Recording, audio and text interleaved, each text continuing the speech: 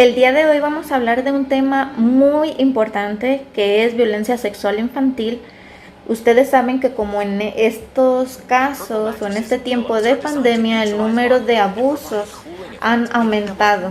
Pero ¿cómo nosotros podemos hacer algo? ¿Cómo nosotros podemos prevenir? Pues primeramente educándonos, conociendo qué verdaderamente es el abuso sexual infantil. Porque en ocasiones creemos que solamente el contacto físico es abuso. No, también existen otro tipo de modalidades que son causa o son identificadas como abuso sexual infantil. Estaremos haciendo par de secciones para educarle sobre este tema. Primeramente vamos a definir lo que es violencia sexual infantil. Es un tipo de abuso infantil que incluye actividades sexuales con un menor o una menor. Una niña no puede consentir de ninguna manera participar en actividades sexuales y punto. Ningún niño, ninguna niña o ningún adolescente debe de consentir un tipo de relaciones sexuales con una persona mayor de edad. Si una persona que es mayor de edad tiene relaciones sexuales con un infante, eso es abuso sexual infantil. Muchas de las preguntas que la gente nos hace a nosotros que trabajamos con estos casos es cómo podemos identificar a estos agresores. Sinceramente, en algunos estudios que nosotros hemos hecho o que se han investigado en la universidad, nosotros no podemos encontrar un perfil exacto de cómo identificar o que nos ayude a identificar el agresor. Sin embargo, existen algunos rasgos, algunas características con las que sí podemos nosotros identificar a este tipo de personas. Vamos a colocarlo ahora en la pantalla. ¿Cuáles son esos rasgos?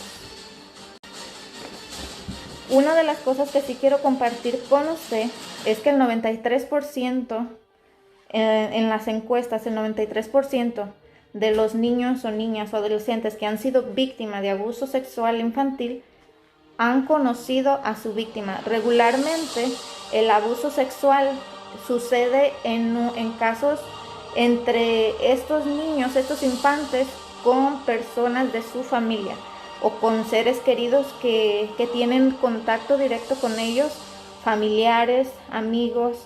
Siempre se dice que la mayoría de estos casos sucede con gente que está alrededor de estos infantes, gente conocida, gente cercana. Por eso en ocasiones es más difícil reconocer el perfil de este tipo de agresores. Sin embargo, puede tener cualquier tipo de relación con el niño, con la niña en cuestión. Es decir, puede ser un hermano, como le decía, puede ser una amiga, un familiar, un maestro, un entrenador, un instructor, un cuidador, incluso hasta una nana, el padre o madre del niño. De acuerdo a la organización 1 de 6, el abuso sexual infantil es el resultado del comportamiento abusivo que aprovecha de la vulnerabilidad de un niño y de una niña que está relacionado con la orientación sexual del agresor. En la mayoría de los casos son los padres, los hermanos, los familiares, aquellas personas que están cerca de los infantes. Y tristemente muchos de estos agresores manipulan a la víctima. Los manipulan, les dicen que no hablen con sus padres, o si son los padres, que no hablen con alguno de los dos. Inclusive pudiera decirle que este tipo de actividades son normales o que de cualquier manera las ha disfrutado. Quizá puede meterle muchas ideas en la cabeza a estos infantes. Un agresor puede amenazar al menor si éste se rehúsa a participar o piensa decírselo a otro adulto. El abuso sexual infantil no se presenta una violación física, sino además viola la confianza y el concepto de autoridad. Muchos de estos niños, de estas niñas o de estos adolescentes son intimidados por estos agresores. Una de las primeras alertas es que los niños se ponen rebeldes.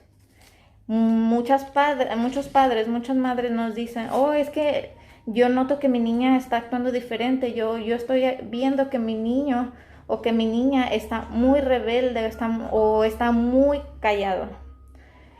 Esas son dos de las primeras alertas para identificar que un niño está siendo abusado sexualmente, cuando el niño se muestra muy callado, se muestra apático, o también por el contrario, cuando el niño se muestra agresivo. Esa es una de las características que usted puede identificar que algo está pasando con su hijo o con su hija.